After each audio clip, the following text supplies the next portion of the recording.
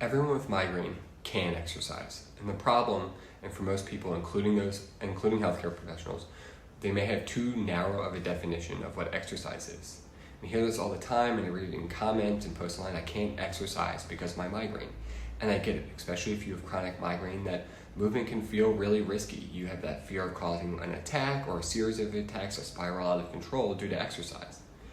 But that doesn't mean movement isn't possible for you, or that it's not going to be beneficial for you either. It just means we're asking the wrong questions and we're not taking a good look at what the problem really is. So consider, when you think of exercise for somebody with migraine, what comes to mind? Is it walking 20 minutes 5 times a week?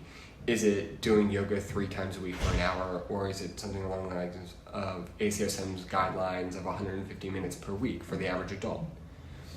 If this is your definition, it's probably part of the problem. So let's consider what the clinical definition of exercise actually is. It's a planned, structured, and purposeful activity to improve physical function. This doesn't mean that it needs to be 30 minutes of high-intensity cardio. For somebody with chronic migraine, it might just mean 2 minutes of intentional movement per day. And yes, just 2 minutes. I have patients all the time start with this because 1, it's achievable, and 2, it's simple. And then 3, it builds consistency.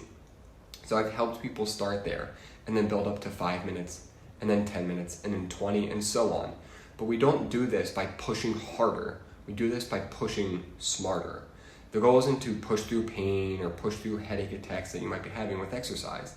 The goal is to do as much as possible without triggering these symptoms or having only occasional and very minor symptoms that are very tolerable for you.